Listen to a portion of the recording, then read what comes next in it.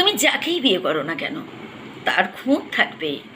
দাম্পত্য সাথীর খুঁতের দিকে তাকিয়ে থাকলে তার যোগ্যতাকে তুমি কোনোদিনও দেখতে পাবে না। আর তোমার যদি এই বদভ্যাস থেকে থাকে, সংসার তোমার জন্য নয়।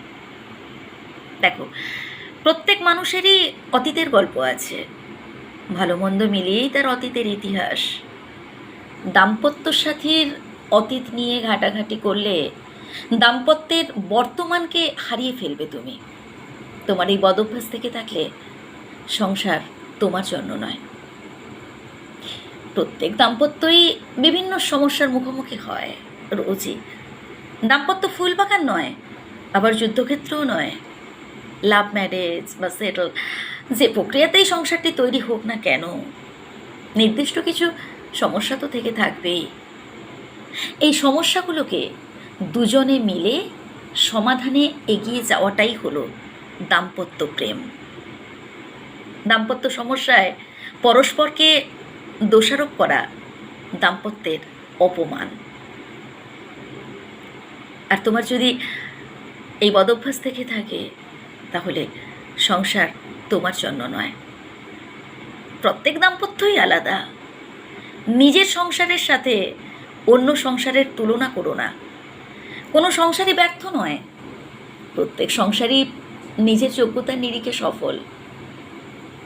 প্রত্যেকটি সংসার যে যার নিজেদের মতো করে চলছে, অর্থাৎ ওই সংসারে যে বা যারা কর্তা তারা তাদের মতো করে সংসার যাপন করছে।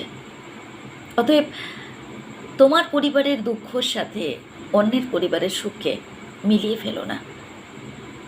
পরিশ্রমহীন এই পরশ্রী কাতরতার বদভ্যাস যদি তোমার থেকে থাকে, তাহলে বলি শোনো, এই সংসার তোমার জন্য নয়। সংসার করার সিদ্ধান্ত নেওয়ার অর্থ হলো তুমি তোমার জীবন থেকে সংসার বিরুদ্ধ ভাবনা আর অভ্যাসগুলি চিরতরে বর্জন করো। যেমন মূর্খতা, উচ্ছৃঙ্খলতা, পরচর্চা, পরশ্রী কাতরতা, আলস্য, অশ্রদ্ধা, প্রেমহীনতা ইত্যাদি অনেক অনেক রয়েছে। এই বদভ্যাসগুলো যদি পরিত্যাগ করতে না পারো বা যদি পরিত্যাগ করার ইচ্ছে না থাকে, তাহলে বলি শোনো, এ সংসার তোমার জন্য নয়। নিখুঁত দাম্পত্য জীবন বলে কিচ্ছু নেই, বিশ্বাস করো, কিচ্ছু নেই। রেডিমেড সংসার বলেও কিছু নেই। শর্টকাট দাম্পত্য সুখ বলে কিচ্ছু নেই। সংসারের অর্থ হচ্ছে দুটি মানুষের একই মাত্রার পারস্পরিক শ্রদ্ধাবোধ, বিশ্বাস, প্রেম এবং উভয়ের সর্বোচ্চ শ্রমের সমষ্টি। তুমি যদি পরিচর্যার মানসিকতাহীন একজন খামখেয়ালি ব্যক্তি হয়ে থাকো, তাহলে বলি শোনো, এ সংসার তোমার জন্য নয়। লেখাটি সংগৃহীত।